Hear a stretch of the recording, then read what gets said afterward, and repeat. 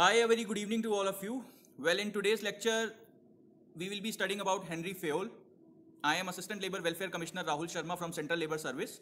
This is a Public Administration Mains Revision 2022 lecture series which particularly deals with enrichment of the answers into the UPSC Civil Service Mains examination so that you could get an extra mile, an extra inch which is necessary for you to beat your competitor or to improve your rank. So this primarily is a content enrichment program. Here we are not focusing upon the content because you are already aware of it. The primary focus of these lectures is to make you aware of the keywords which are necessarily or essentially to be reproduced into the examination so that you can clear that examination with good rank and good marks. Last lecture में हमने classical thinkers के first thinker Frederick Winslow Taylor के बारे में पढ़ा था.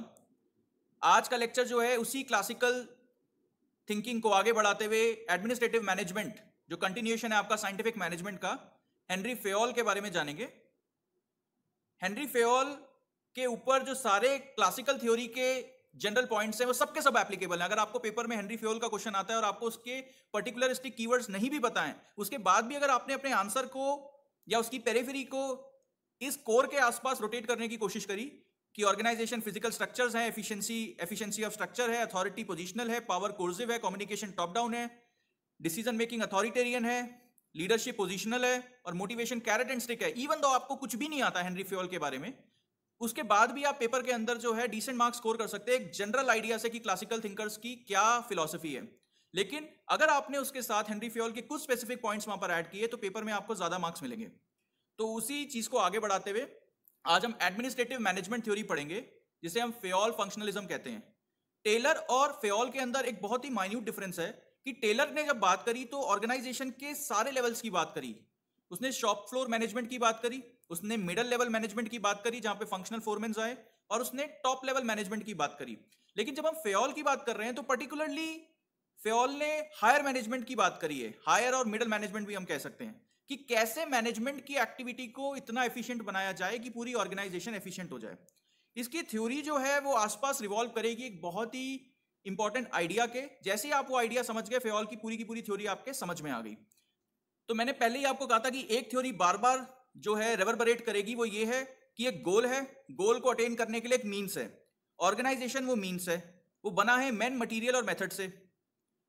उसके अंदर मैन, मटीरियल और मेथड को इस तरीके से काम कराना है कि ऑर्गेनाइजेशन की एफिशिएंसी जो है वो मैक्सिमाइज हो सके. और ये सारी की सारी थ्योरीज जो है उस ऑर्गेनाइजेशन की एफिशिएंसी को ही मैक्सिमाइज करना चाहती है. तो फेयोल की थ्योरी जो है like any other general theory उसकी अपनी एक फिलॉसफी है. जैसे टेलर की फिलॉसफी थी उसके अपने प्रिंसिपल्स हैं, जैसे साइंटिफिक मैनेजमेंट थ्योरी के प्रिंसिपल्स थे, और ऐसी कुछ टेक्निक्स और स्ट्रक्चर्स को बनाया गया है जिससे उस फिलॉसफी को और उन प्रिंसिपल्स को जो है रियलिटी में एग्जीक्यूट किया जा सके. तो मैंने जैसे पहले ही कहा कि मैनेजमेंट और वर्कर्स के बीच में सास और बहू का रिश्ता है कि सास हमेशा अपनी बहू को दबा के रखना चाहती है कि नई नई बहू ससुराल में आती है और उसकी सल्तनत उसको खतरे में दिखाई देती है. तो जैसे ही ऐसा होता है तो उसके मन में तुरंत आता है अच्छा ये आई है, ये मुझे बताएगी, इसको मैं बताती हूं. बहू हमेशा रिबिलियस, कोई ना कोई प्रॉब्लम ही रहती है उसको. तो इस सास बहू के रिश्ते को हम जितना इंप्रूव कर सकते हैं स्ट्रक्चर्स की हेल्प से, वो क्लासिकल थ्योरीस्ट या क्लासिकल थ्योरिस्ट का प्राइमरी आइडिया रहा है. तो टेलर ने तो अपना इकोनॉमिक रैशनल मैन और ये सारे के सारे कंसेप्ट्स बता दिए, functional foreman, differential piece rate system. लेकिन फेयोल का प्राइमरी फोकस मैनेजमेंट वाली साइड पे रहा है. उसने वर्कर्स के मोटिवेशन वगैरह इन सब की इतनी ज्यादा बात नहीं करी है. उसने बताया कि मैनेजमेंट क्या कर सकता है, मैनेजमेंट कैसे अपनी फंक्शनिंग को इंप्रूव कर सकता है अगर वो कुछ प्रिंसिपल्स को एडहेयर करे. तो जैसे कि मैंने कहा कि फेयोल के फंक्शनलिज्म का अगर हम एक ओवरव्यू लेने की कोशिश करें तो उसने कहा है कि irrespective of the nature of the organization, whether it is public और private, whether it is public private partnership, people public private partnership, panchayat people public private partnership, whether it is subnational organization, national organization or supranational organization, whether it is technological organization or non-technological organization, any kind of organization has 6 functions to perform, 6 major functions to perform, and these 6 major functions are FAST, chief minister, FAST, CM, financial, accounting, security, technical, commercial and management. Well, all the functions that are being performed can be performed independently except one function which is management. management is very intricately linked with all the functions. Without management, none of the functions can be performed effectively. Now, when we try to understand, according to Fayol, that what exactly constitutes management, he has come out with 5 important activities of management. And these are POCCC: planning, organizing, commanding, coordinating and control. तो Fayol ने ये बोला कि ये सारे के सारे functions को इंडिपेंडेंटली परफॉर्म करना है, एक्सेप्ट वन फंक्शन मैनेजमेंट, जो सारे फंक्शंस से जुड़ा हुआ है, जिसने सारे के सारे फंक्शंस को इंटीग्रेट करके ऑर्गेनाइजेशन की एफिशिएंसी को सिक्योर कर रहा है. तो अगर ऑर्गेनाइजेशन को एफिशिएंट बनाना है तो मैनेजमेंट वाले फंक्शन को एफिशिएंट बनाना होगा, ऑटोमेटिकली बाकी सारे के सारी ऑर्गेनाइजेशन जो एफिशिएंट हो जाएगी. अब मैनेजमेंट को अगर एफिशिएंट बनाना है तो मैनेजमेंट को उसने सब पार्ट्स में डिवाइड किया, planning, organising, commanding, coordinating and control. इन 5 एक्टिविटीज को आप एफिशिएंट बनाओ. ये 5 एक्टिविटीज एफिशिएंट हो गई तो मैनेजमेंट एफिशिएंट हो गया, मैनेजमेंट एफिशिएंट हो गया तो बाकी सारे फंक्शंस एफिशिएंट हो गए. इसका मतलब पूरी ऑर्गेनाइजेशन एफिशिएंट हो गई. तो बात इतनी आ जाती है कि आपको मैनेजमेंट को एफिशिएंट बनाना है इन 5 एक्टिविटीज को एफिशिएंट बना के. तो उसी के लिए उसने 14 प्रिंसिपल्स दिए हैं, जिसे फेयोल्स 14 प्रिंसिपल कहते हैं. उन प्रिंसिपल्स के बारे में हम डिस्कस करेंगे बहुत ही ब्रीफली, क्योंकि पेपर के अंदर कोई भी आपसे फेयोल के 14 प्रिंसिपल नहीं पूछेगा. बस वो 14 प्रिंसिपल्स हेयर एंड देयर रेवरबरेट होने चाहिए आपके आंसर को कोरोबोरेट करने के लिए. तो ऐसे मैंने आपको कहा, कोई भी थ्योरी है उसकी अपनी फिलॉसफी है, प्रिंसिपल्स है, टेक्निक्स एंड स्ट्रक्चर्स हैं. यहाँ पे प्रिंसिपल्स और स्ट्रक्चर्स को हम थोड़ा सा कंबाइन करेंगे इन्हीं 14 प्रिंसिपल्स के अंदर. बाकी फिलॉसफी जो है वो सेम रहेगी कि फेयोल ने भी आपके टेलर की तरह रूल ऑफ थंब को रिप्लेस करने की कोशिश करी साइंस ऑफ मैनेजमेंट से. Hit and trial method, error and trial method, ये जो तुक्केबाजी में काम होता था, इस काम को हटा के टेलर ने कोशिश करी साइंस ऑफ मैनेजमेंट लाने की. और वही कोशिश फेयोल ने करी कि फिलॉसफी है कि मैनेजमेंट को हमें साइंटिफिक बनाना है ताकि रिजल्ट्स को प्रेडिक्टेबल बनाया जा सके, सर्टेन बनाया जा सके, एज अ रिजल्ट एफिशिएंसी को फिर इंक्रीज किया जा सके.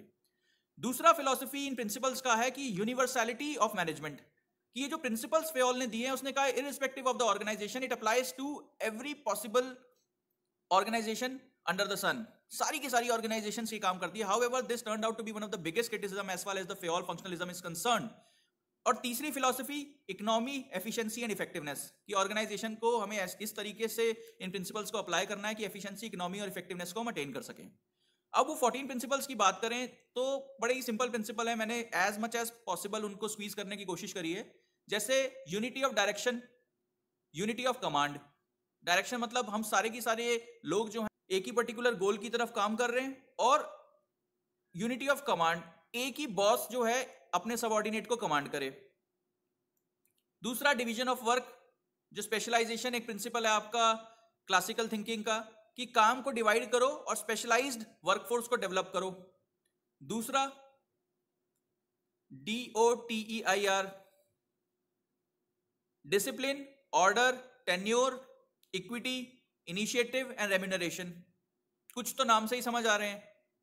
तो इसके अंदर जो आपका ऑर्डर है, order means placing right person at the right position. Tenure means stability of tenure होना चाहिए. अगर आप एक दिन के लिए किसी बंदे को काम दोगे, अगले दिन उसका टास्क बदल दोगे तो स्पेशलाइजेशन डेवलप नहीं कर सकता. इनिशिएटिव को प्रमोट करना चाहिए जिससे ऑर्गेनाइजेशन के अंदर क्रिएटिविटी आ सके, इनोवेटिवनेस आ सके, जो अपने एनवायरनमेंट के साथ थोड़ा स्टेबलाइज होने की कोशिश कर सके. उसके बाद इक्विटी, कि जो भी ऑर्गेनाइजेशन के प्रॉफिट है उनको इक्विटेबली डिस्ट्रीब्यूट किया जा सके. फिर authority and responsibility, scalar chain, centralisation. तो ये सारे के सारे अगर आप प्रिंसिपल्स को देखोगे, ये जो 14 प्रिंसिपल्स हमने डिस्कस करने की कोशिश करी है, यही टेक्निक्स और स्ट्रक्चर्स जो हैं, जैसे आपका स्केलर चेन है, एक स्ट्रक्चर भी है. Centralisation is a part of hierarchical structure. Authority and responsibility is nothing but positional leadership. ये कि किसी भी ऑर्गेनाइजेशन के 6 फंक्शंस हैं, जिसमें मैनेजमेंट सबसे इंपॉर्टेंट फंक्शन है, क्योंकि ऑर्गेनाइजेशन की एफिशिएंसी मैनेजमेंट की एफिशिएंसी पे डिपेंड करती है. मैनेजमेंट को फर्दर हमने 5 एक्टिविटीज में डिवाइड किया है: planning, organising, commanding, controlling and coordinating. Management की एफिशिएंसी इन 5 सब फंक्शंस की या एक्टिविटीज की एफिशिएंसी पे डिपेंड करता है.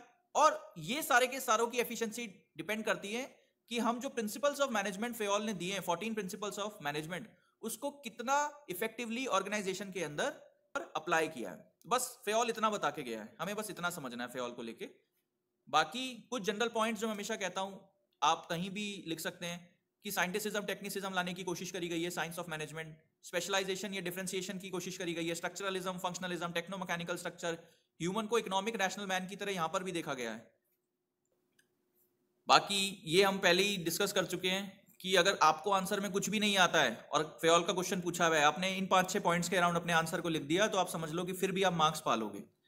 उसके बाद कुछ छोटे छोटे प्रिंसिपल्स और उस आंसर के रेलेवेंसी के अंदर अगर आपने डाल दिए जो फेयोल की थ्योरी के इंपॉर्टेंट कीवर्ड्स हैं, तो आपको और ज्यादा मार्क्स मिल सकते हैं। तो आज का लेक्चर बस इतना ही। Thank you so much. Will meet in an another lecture with structuralism of Gulick and Harvick. Thank you so much.